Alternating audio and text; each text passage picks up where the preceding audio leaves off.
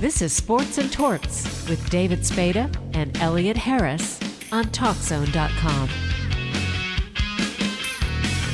Elliott, we were talking during the break about Haley Mills here, and maybe we'll have to get her on the show one day. Works for me. 66 years old. Is there two of her? Didn't she play twins? Yeah, in Parent Trap. Okay. You see, I don't remember that Parent Trap. I remember the one with Lindsay Lohan. I've seen with the kid. Lindsay Lohan? You remember her? I remember her. I don't think I saw that Parent Trap with her, though. But let's get to our next guest. You said he's a Stoogeologist. Well, Robert Kurson is a preeminent Stoogeologist, also a preeminent author of a best-selling book, Shadow Divers, which if Bill Clinton hadn't come out with his autobiography, Bob's book would have been number one. So he had to settle for number two, but he didn't have any Monica Lewinsky in Shadow Divers. If he had had Monica Lewinsky in Shadow Divers, I think that would have surpassed Bill Clinton. And Bob also wrote Crashing Through. It's a story of a blind man who goes through a tremendous journey to regain his sight. Former Chicago Sun-Times writer, reporter, Chicago Magazine, Esquire Magazine. He's also an Esquire. Have I also an attorney? Have I forgotten anything? Now that covers me. Okay, good. And he's the smartest attorney in the room. He's a Harvard man. Well, does that make him smarter than you? What's- Yeah. Okay, never mind. Oh, wait. Bush was a Yale man, wasn't he? Is that what it was? Yeah. That explains a lot. Isn't there a picture of George Bush Sr. shaking hands with Babe Ruth in his Yale uniform Yeah. on the diamond? Yeah. I think Because he went to what, Columbia? Bush Sr., or was he Harvard also? Or I think Yale. Yale. I think Was he so. Yale? Yeah. Lou Gehrig. Lou Gehrig was Columbia. Lou Gehrig was Yeah. Columbia. See, you're getting your Ivy Leagues and your ball players and your politicians all messed up. What's better, Harvard or Yale? Well, nobody, when I got to Harvard, I expected everyone to want to go to the Harvard-Yale football game with me, and nobody had any interest. And coming from the University of Wisconsin, which was my undergrad, football was paramount. So I give up on the Ivy League schools from that moment on. So they're all the same to me. Because, they said Brown's kind of like the armpit of the Ivy League, people say. Yeah. All the people I met who went to Ivy League schools were way smarter than I was anyway, so it all melded into one. I'm a Big Ten guy. But by osmosis, something rubs off, right?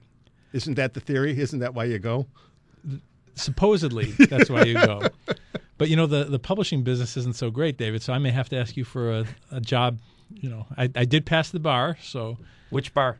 Illinois. Oh, okay. I haven't paid my dues in 17 years, but if I can catch up, Okay. I may have to. And you're in fairly physical shape, so you'd be able to chase after ambulances the way David does? Well, I can bench press 100 pounds. I know that. So you're ready for the Bliss tryouts? Ready for Bliss tryouts. So, do you enjoy the writing still? I love it. Yeah, the writing is... The thing I love about writing most is that you can journey from world to world. I can spend a year and a half, 2 years in a completely different world and then go on to something fresh. So when I was an attorney, I wasn't the bad thing about being an attorney was I had a double whammy. I hated the work, and I was terrible at it to boot. So when you have that combination, it's not a good sign for your future. With writing, I was a little bit better, I found. So that's where I went. I would say more than a little. And you immersed yourself in Shadow Divers, which dealt with an underwater topic. Yeah, it's a true story of two ordinary guys who were weekend scuba divers who found in New Jersey waters a sunken World War II German U-boat with 56 dead German sailors aboard. And nobody in the world, no government, Navy, expert, or historian had any idea which U-boat this was, who was inside it, why it sank, or what it was doing in New Jersey, of all things. So these two guys became obsessed with answering that question. It cost them almost everything to do it, but they solved the mystery in the end. It's a true story. So that was my first book. Was it like on a spy mission or something? Or well, read the book. Hitler was routinely sending U-boats into American waters, so it was here on his orders, and they were here to sink American ships. The question is, why didn't anybody have any record of having sunk this ship? There's 56 guys dead inside it. So that was the crux of the mystery. Which boat was this, and what was it doing here?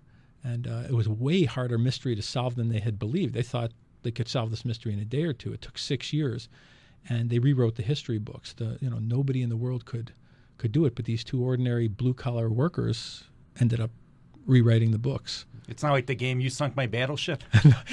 It's a little bit like that. They had to kind of narrow things down in that sense, but yeah, but with a lot more risk, of course. Now, you refer to that as your first book. Some of us will refer to the official encyclopedia. Yes, I misspoke. My first real book was the official Three Stooges encyclopedia, which I had intended to write since about age 4. So that was a real dream come true for me. But Shadow Divers was the first book. Commercial success. No, Stooges was more, I had the feeling, a labor of love. Yes, labor of love. In fact, I started writing that Stooges encyclopedia in law school because I found the lectures so stultifying that I began to write down all the funny names and places and words and phrases that I had remembered in all the Stooge films, because I always loved the language of the Stooges. I thought there was beautiful writing involved. I know that sounds crazy, but when I was in law school, I started to write down as many of these things as I could remember. Silly things like King Rootin' Tootin'. I would make the list of kings and then the list of princesses and things like that. But that became the foundation for this book, which really celebrates the writing of the Stooges as much or more than anything else. So when Alan Dershowitz was giving a lecture, you were thinking about the Stooges? Yeah, in fact, I took criminal law with Alan Dershowitz, and I'm embarrassed to say that I spent a good majority of my time making these Stooge notebooks. I mean, he was a great teacher, by the way, too, very good lecturer, but law wasn't for me. How did the encyclopedia come about? I mean, it's one thing to write this down on a notepad or type it into a computer. It's another to have it become a reality. Right. I knew nothing about publishing a book, and really I was doing this to save my sanity during law school. But once I realized I had compiled several notebooks full of this information and that they were making me laugh every time I went back to the notebook, I started to think, well, maybe this could be a book, because anytime I told it about my notebooks to other Stooge fans, they'd say, God, I would love to have something like that. Because it turned out I wasn't the only one who loved the language. And so I started to look into, how does a person get a book published? I wasn't a writer at the time. I knew nothing about it. But that's when I started to investigate the world of publishing and found out that you need a literary agent, and there has to be a place in the market for it. And it turned out that nobody had ever written anything like that. In fact, at the time, there were very few books about the Stooges at all. You could find out almost nothing separate from Moe's biography and a couple things here and there. So it turned out to be a very good time, and that's how I got started. I found an agent, and that's how it got rolling. And part of the project involved Bela Lugosi Jr.? Yeah, that was an amazing aspect.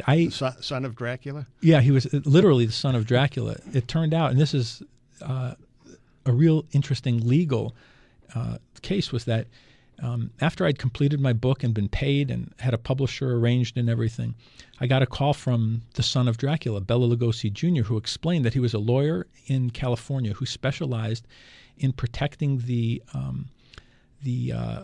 rights to the likenesses of celebrities. And the reason he'd gotten into that business was because previously in California, once a celebrity or anyone died, the rights to their likeness reverted to the public domain, so that the minute Bela Lugosi died, you or I could put his face on coffee mugs or T-shirts or whatever and profit ourselves. And Bela did not think that was right. He believed that should be inheritable by whoever the celebrity wished to leave the rights to. And so he changed the law in California, as I remember it, such that the rights to a celebrity's likeness could be left to heirs. That changed everything, because the estates of Marilyn Monroe or James Dean are worth millions and millions of dollars every year. So in hearing about the change of the law, one of the Three Stooges, Curly Joe DeRita, he was the last of the Stooges and only appeared in feature films. And the worst, if I may say so. I have to agree there. But a very nice guy from all accounts. Right. His family contacted Bela and said, people are making millions of dollars selling all kinds of Stooge merchandise, and we would like to make our claim on that. And I think that's how it started. So he contacted me, Bela did, as an attorney, and said, your book is off. You can't do a book without us. And, I knew a little bit from paying attention once or twice in law school to say that I'm really allowed to write whatever I want. And he agreed with me. He said, but you can't use the photos. And the photos are everything to a book like this. You can't just put out a huge 300-page book of text on the Three Stooges. No. And so it became a sticking point. Ultimately, we made a deal together to publish this together. And then he opened the archives to me of Stooge photos, thousands of them, that had never been seen before. So it ended up all working out in the end. But it was an interesting legal issue and looked like it might put a stop to the book, at least temporarily. I thought Moe controlled the whole Stooge empire, and basically I figured his estate would have control. Moe did always control the business affairs of the Stooges. And in fact, when Bella and his other lawyers came to represent the Stooges, Moe was a third of the rights owners. Larry was a third. But interestingly, the rights to the third of the Three Stooges belonged to Curly Joe DeRita, and not to Curly Howard, the legendary Curly Howard, and not to Shemp Howard. It turned out that when the Stooges disbanded, the rights belonged to Moe, Larry, and Curly Joe. So all this. Now I'm just speaking from memory here, so I can't say that this with certainty. But my understanding was that it was Curly Joe who shared in a third and continues to this day. And I don't know that the original Curly or Shemp, or their families, I should say, share in any of what's going on these days. So Moe screwed his two brothers in essence. Not purposefully. Right. Not purposefully, because in those days I don't think there was much to collect. And Curly Joe kept the Stooges alive. Without him, they could easily have disbanded. And he was there when the Stooges regained their popularity and their shorts began to show on television, which was everything to them. But I don't think anyone envisioned millions and millions of dollars like this, what's going on today. Well, television really catapulted the Stooges to the elite status that they enjoy today. Without television, they would have just been guys who did movie shorts, and you would have had to be in the theater to see it, and that it would have been very funny, but that would have been that. When did it start, though? Because I remember I was born in 1971. I remember throughout the 70s coming home from school watching the Stooges on weekends. I can remember watching the Stooges in the 50s.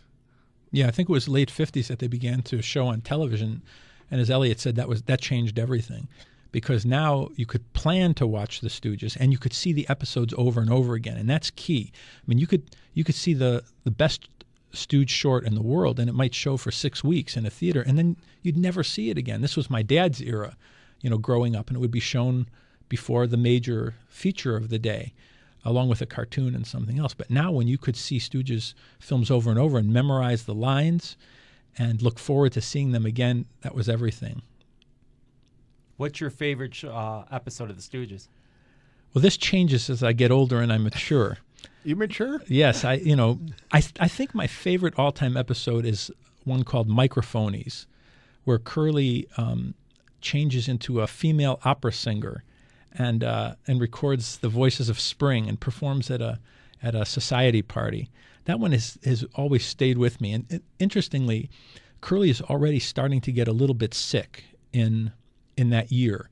So in the last several Curly shorts, you can see that he's definitely not himself anymore, and was to have a stroke and then have to leave the group. But in Microphonies, it's one of his last great performances. But you can see little traces that something's wrong with him already, which makes me like it even more because he's really fighting through it, and he's absolutely at his all-time best. So I think that's my favorite of all time. How does Shemp get displaced and Curly take over? Well, Shemp is the original third Stooge, right, and he is touring in vaudeville with Moe, and then Larry is added on. So it really was just Shemp and Moe at first. But Shemp had wonderful opportunities to work in feature films. He was becoming a big star and opted to go work with the likes of W.C. Fields and others. So they needed someone new. It wasn't an acrimonious separation or anything. But their little brother, Moe and Shemp's little brother, Curly, had been watching them his whole life, and he knew the routines. He'd seen vaudeville all growing up, and he was really ready to go. He was quite a handsome guy. He had a full head of hair, but they needed him to look a certain part, so he shaved his head, wore some clothes that were a little bit too small on him, and he became Curly. Curly also became a ladies' man. Yes, he was very much the ladies' man. And I think he was married 4 times, if I'm not mistaken. Loved women and loved animals. He had several dogs at any given time. And from all accounts was kind of a quiet guy away from the set, but a very kind person and wonderful with children as well. And Larry was the gambler. Mo was always bailing him out. Right. Larry gambled a lot, and he loved to, whatever he made, he spent. And also, I was always, as I found out more about them, very happy to hear, by all accounts, every one of them was very kind to their fans and excellent with kids and appreciated everyone who appreciated them. But Larry, you could find him at the racetrack all the time. If they ever couldn't find him, the first call was to the racetrack. Spent a lot. Mo was just the opposite, very conservative, very frugal, saved a lot of money and handled all their business affairs for them. What was the closest you came to making a direct connection with the Stooges? Well, in about 1974, I believe, my dad took me to California for the first time. And we got one of the maps of the celebrities' homes. And the first place we went was to Mo's house and rang the doorbell. He wasn't home, which is one of my great disappointments. The next closest connection I made was spending some time with Mo's daughter when the Stooges encyclopedia came out. That was a big honor. And then only last summer, I visited Curly's grave in California, which was an emotional experience. There was nobody else there. It's in an old, almost ancient-looking Jewish cemetery. And at Curly's grave, there were hundreds of things left by fans for him, pictures and coins and notes and letters of expression and gratitude. And I found myself thanking Curly out loud for the early days of watching him with my dad and sharing that together, and for providing so many laughs, and then a legacy from my dad to me and now from me to my sons. So it turned out to be a much more emotional experience than I had ever expected. It was just me and Curly all alone. Nobody else was there. So where is his grave? It took me about half an hour to reach it in that Los Angeles traffic. I can't remember the town exactly, but about half an hour outside of downtown Los Angeles. And one of his brothers, I think Shemp is there as well, if I remember, but I couldn't get to Shemp because he was interred, and that part was closed off that day. We're going to take a short break, and then when we come back, we're going to get more into the Stooges, because I want to find out who your favorite Stooge is. I would love to. Stay tuned.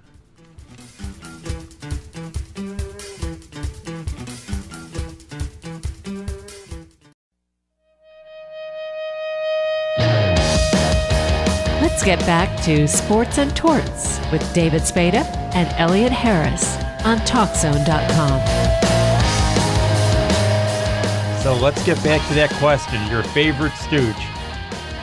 Well, I used to say that in Jewish culture, a boy becomes a man when he gets bar mitzvah, and in Stooge culture, a boy becomes a man when he learns to love Shemp. Oh. So if you had asked me this question a year or two ago, I would have told you Shemp, because I've really been on a Shemp kick for a long time. I think he's so underappreciated. And, when I was a kid, of course, I almost turned the TV off when Shemp came on. Never mind Joe Besser. We don't even have to talk about Joe Besser. But even Shemp, when you see a genius like Curly, who I think is the greatest comedic genius of all time, it's a letdown no matter what happens. Now I'm into Mo. I think Mo was so phenomenal and was the energy behind everything else the other guys did. And I went through my Larry phase, and Larry is a genius as well. I mean, nothing works without Larry. But Mo has a kind of energy and a kind of range where he could be as mean as possible. But if you watch the Stooges closely, you'll see that Mo is victimized more than any of the other Stooges. Mo takes more punishment, believe it or not. You just would think, Curly takes right. But Mo really takes the most kind of brutal punishment. Everything always centers back on Mo, and he has such a central role to play as the brains and the boss of the outfit that I think I'm on Mo for a while now. I would think it would be tough to be the straight man, which is the function that Mo provided. It's one thing to be Curly and whoop, whoop, whoop, and all that, but to be able to maintain that level of seriousness in the midst of all this, what looks like chaos, truly has to be a gift. I agree, and he's such a brilliant physical comedian too. We all think of Curly because Curly is such an athlete. I mean, if we want to just talk about athletics, the guy was unbelievable. The way Curly moved for his size. But Mo, if you watch Mo and how Mo moves, I think he's every bit Curly's equal. But you have to watch more closely because your eye is naturally drawn towards Curly. So if you pay attention just to Mo, I think you'll see some things you've never seen before. And I heard somewhere that Larry actually played the violin. Larry played violin beautifully, supposedly, but he was also a boxer, and from all accounts, a pretty good one. And he always claimed that it was his boxing training that allowed him to take all of Mo's blows and to deal with them over the years. So Larry himself was an excellent athlete, a great musician. Anytime you see music being played in a Stooge episode, watch Larry, because the odds are that they're recording him live, whether it's violin or piano. There's a lot of times where he plays piano, and you can see he's playing note for note what you're hearing. Now, the Stooges are back in everybody's consciousness because there's a new movie, not with the original Stooges, but actors portraying them. Your assessment of the movie? Well, when I heard that this movie's been 10 years or more in the making, when I heard originally that there was going to be a Three Stooges movie, I was almost devastated because I thought nothing could do justice to the original. And then when they made the new Honeymooners, it was just proof to me that you should not mess with the classics. Some things are not to be improved upon. But I have to say that I love this movie. I've seen it twice already. It's been out less than a week. And I took my kids to it both times. And I think they did it just right, because I don't think they were trying to imitate the Stooges or to outdo them or to improve upon them in any way. It was really a tribute to them. You could tell that the guys who made the film, the Farrelly brothers, were genuine lovers of the Stooges. And there was a lot done right. It's really a kid's movie. It's very much meant for kids. So David and I would enjoy it. I'm going tomorrow to see it. So. I think you're going to really like it. I was expecting and almost hoping not to like it, almost to prove my Stooge loyalty. But it really was done well, and it never felt like they were trying to displace the Stooges in any way. So there were certain things I found fascinating about it, like none of the Stooges had any of the typical adult vices that we see in Stooge shorts all the time. Like anytime you watch a Stooge short, the Stooge is always chasing after beautiful women. A beautiful woman cannot walk by without them making noise and turning around. Or like someone else we know. Yes. Why do you stare at me when you say that? In this movie, the Stooges don't drink. They don't smoke. They don't gamble. All these things that I love about the Stooges in the shorts, they don't do here. And yet the violence is just as cartoonishly great, and the sound effects and everything. So I think it just somehow worked really, really well. I was incredibly pleasantly surprised by it. Are they hitting each other, poking each other in the eye, or they stop there too? Oh no, they're almost beyond Stooge violence. Some of the stuff that happens is so excellently violent. But the great thing about Stooge violence in the old shorts and now in this movie is that the recipient is hurt for about half a second, and then they're back to normal, so that nobody's walking around bleeding. There's no blood, of course. Nobody has an injury that lasts more than a moment. But massively heavy things fall on their head. There's chainsaws that go on and cause sparks coming out of someone's head. So funny things like that I think deep in our DNA we respond to. They're all in the movie. I always got in trouble at home when I was a kid when I would try to emulate the Stooges and take it out with my younger brother, Rob. And at some point, I guess they said, okay, these are the movies. This isn't real life. Don't do that again to your brother. You'll be in your room for the rest of your life. Well, you got to watch them. I got to watch them. A kid down the street, her mom and dad would not let her watch the Stooges. They said it's too violent. I said, what do you mean too violent? Stuff on TV is more violent. And my wife would laugh when my kids were 3, 2, and 1 year watching them on Saturday nights with me. Well, we look at the hit Marion Hossa took the other night. Right. That's more violent than anything I've ever seen in all Stooge films combined, because it was real. Right. This stuff is so obviously not real, and yet even at the end of this new film, there's a warning given to kids. Don't try this, and they show this is the hammer we used in the thing. Look, it's rubber, and they show how it bends, and they show slow motion how the poke is done. If you watch interviews with Mo and Larry, even when they're old men toward the end of their lives, they're very sensitive about this idea that they may have influenced kids to do dangerous things, and they don't agree with that, and I don't agree with it either. I think it's clear that this is cartoonish violence, and it's not to be done at home. What, Bugs Bunny influenced kids to blow up? Right, right. I would think it would be much more difficult for the original Stooges to pull off their stunts than in a movie nowadays where you can do just about anything you want thanks to modern technology. Right, I think so. And I think that, the rare kid out there who's going to actually take a monkey wrench from his dad's toolkit and actually bash his brother over the head is probably going to do something stupid down the line anyway. So if it's not the Stooges who gave him the idea, it'll be whatever he happens to come across. The news. The news. That's all it takes. Now, you mentioned sound effects. And the sound effects in the movies, this new movie, are the sound effects from the original Stooges? Yeah, I haven't seen that confirmed, but, given my 48 years of listening to Stooge effects, I would say that a good 80% of them in the new movie are the very sounds, not close impressions, but the actual sounds probably taken from the studio. They're right on. You have the drinking sound when they're drinking something. They go, glug glug glug glug, and all the hammer sounds and eye poke sounds are all just like they were. I got a question. My wife was asking me, because she never watched the Stooges really. Most girls didn't.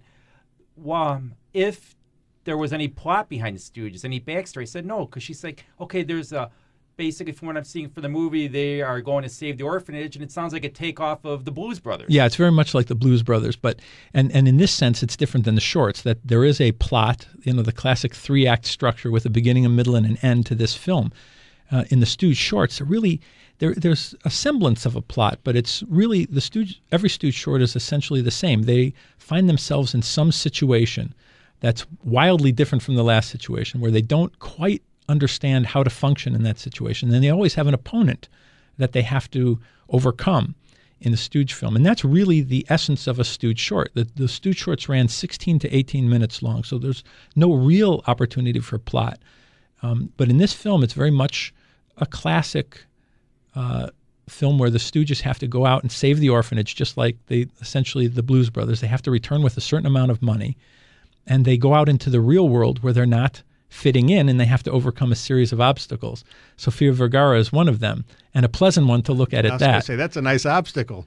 I miss the old ones. Why couldn't they try to stop the Japs or stop the commies? Well, they had a few of those episodes, the short episodes that they don't show so much, as you because as you said, they are not necessarily politically correct these days. But Mo was the first person ever to parody Adolf Hitler, and it was a very meaningful thing at the time, a daring thing to do. So if you look hard enough into some Stooge features, there's more than meets the eye. Other than a poke? Other than a poke. And they had some beautiful women. Lucille Ball was basically in a couple Stooge episodes. I think some of the most beautiful women in California or in the United States for a good period of 15, 20 years could be found in the Stooge episodes. They just didn't get enough camera time. No, they didn't. In my opinion, there was never enough camera time for them. But the Stooges always noticed them, and always followed them. Christine McIntyre, who I think is one of the great comic actresses of all time, was really the best. She appeared first in 1944, and lasted for dozens and dozens of episodes. She's a sort of a statuesque, very curvy blonde, but a wonderful singer who trained in Chicago, of all places. Who else famous was on there? Well, you had Lucille Ball was really the most famous, but she only appeared in one episode. Then towards the late, when they started to make their feature films, you started to see like Adam West. He appears at some of these Stooge conventions that they have, but not that many other super celebrities. I would say that a lot of them became celebrities through their association with the Stooges. Vernon Dent was another bit player who featured a long career. He must have been in 50 episodes, almost.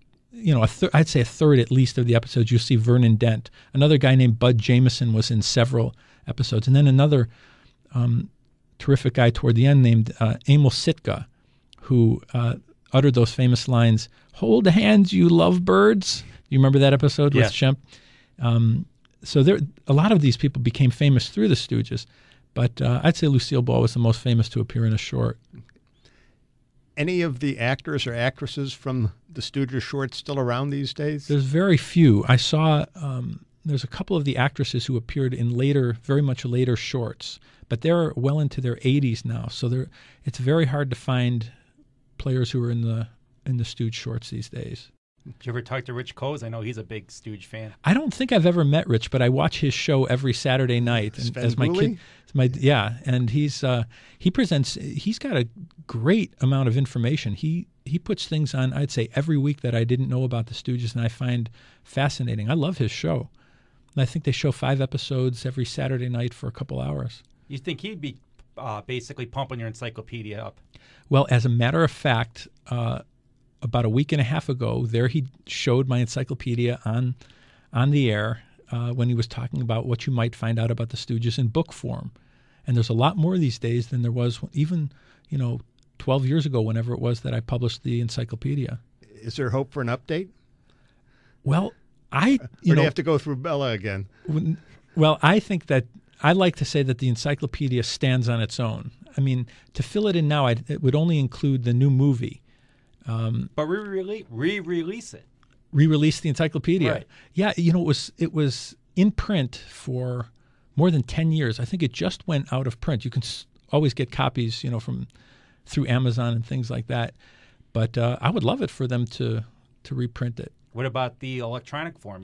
Could you go to Amazon and get the electronic form? I have to check on that. I don't know. I haven't looked. I'll look when I get home today. That would be interesting. Because you might knock Steve Jobs off the bestseller list. Right. That would be nice. You could do that. Would the photos translate as well, do you think, for an ebook as they do for the tactile version? I don't know, because they're placed so well in the book next to certain entries that I made that they really work well with the text. But I've enjoyed ebooks with photos so far, so I think it could. Okay. How come the Stooges had trouble making the transition from shorts to full-length feature films? Was it just a matter of writing? I'm not sure they had trouble, Elliott. I think that from my understanding, the feature films were pretty successful and did good business. I think so. I think they made 6 of them. I don't know if they would have made 6 if they weren't doing well. Okay. They don't, to me, I mean, even if they're on TV now, I'll pass by them. They just don't work for me. And I think sometimes it may be because Mo and Larry seem very old in them. They start to seem like old men. And I didn't like the idea of having to follow them through an entire 90-minute plot. That's not what I liked about them. I liked the fast punch of the whole thing. And so those feature films never worked for me. But I think they were successful, actually. Because, you have to have the attention span of a kid, basically, to enjoy those skits. Right, and to be asked to follow along and to pay attention to a plot in addition to following the action is more than I was willing to give, it seems. Yeah, I never had that desire to go to the movies and see the Stooges films. Right. It just no. It's like, okay, 15, 16 minutes, I can do that, and then I can go out and play ball and come back and watch another one. Right, that's the perfect time, I think. I can't wait to see that movie. It's going to be fun, but we had a great show today. Want to thank all our guests, Kimberly Anderson, who's basically teaching right now, but she's got a big event coming up this weekend. Chicago Bliss tryouts on April 28th. And the smartest lawyer in the room, Robert Kurson. Thanks for listening to Sports and Torts. Tune in again next week.